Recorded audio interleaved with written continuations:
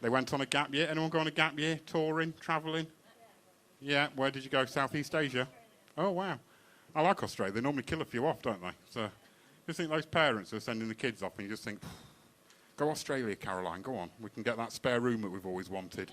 So they went on grand designs to have their house built. Well, she said to have the house built. He just follows you around for 12 months and you've put the windows in the wrong place. And she got pregnant before the roof was on, don't they always? And I'm gay, and even I know that if it's going right, it should be 9 months. But they've never planned it in. I know I don't want to be crude, ladies and gents, but 20 hours they've been on site and they've managed to knock out another human being. I'm 43, and sometimes halfway through a wank, I think, probably going to park that one, to be honest. You can laugh, sir. Ejaculation's a young man's game. It's, Hey? Are you just saying he's got a problem ejaculating? Is that what you're... We're on a little self-help group, sir, aren't we? Impotence Anonymous. The opposite, well, he's constantly got a boner on.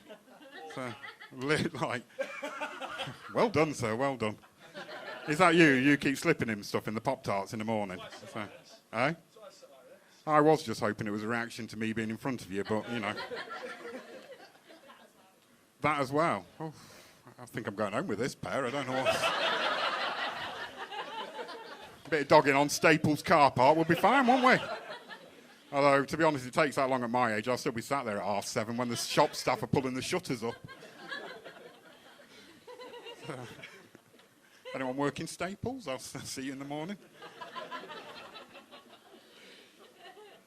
And, yeah, and I mentioned being gay. Being gay's only ever been awkward for me once, and I'll share it with you. It's a true story. When I was homeless, there was a rule that you couldn't claim if you're of no fixed abode because somewhere for your gyro had to go.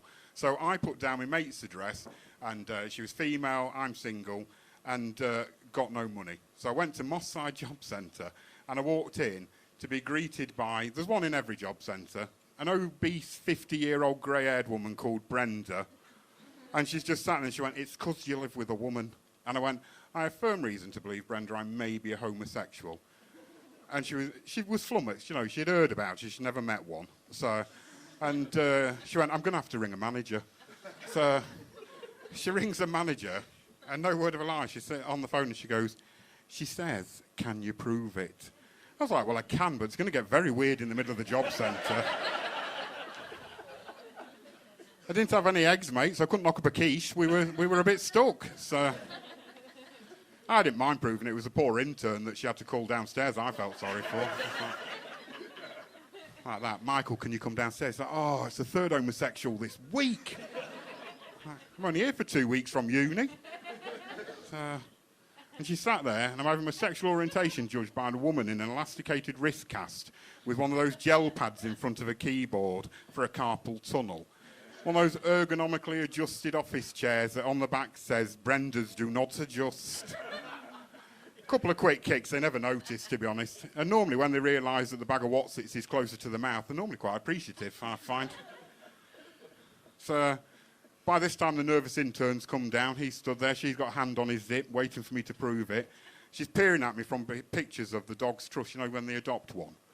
And everyone adopts the same dog, by the way, because if you've ever seen dogs in a rescue home, they're all a bit fucked up. So that poor border collie died in 1989. They've just not had a nice one in since. And I just went, "Why don't you just own a dog, Brenda? Why do you adopt one?" She went, "It's because I'm desperately allergic. I only have to brush past a German Shepherd and my throat swells." I was like, "I once brushed past a German Shepherd in Berlin. He was quite a nice man, so great big hands on him." So. And at this point, I've acquired a small dog, because I'm just like, "Allergic, are you, Brenda? Prove it." So I've acquired a small dog off a chav lady sat at the front, one of those nondescript dogs, you know, like, looks like an oven glove on a roller skate. So I'm holding it. She's got her hand on his zip. We're on a deadlock here. She leans over with her ample cleavage and just goes, "Do you see anything you like?" I was like, "Brenda, I've not looked below a woman's collarbone since 2002, so no." And quick as a flash, she went for her only gay reference, and she just went, "Which is the best Madonna album?" I was like, "Ooh, I'm quite conflicted. 1998's Ray of Light, but I'm going to have to go for Life of Prayer." You know, 1989, she just went homosexual and paid me. So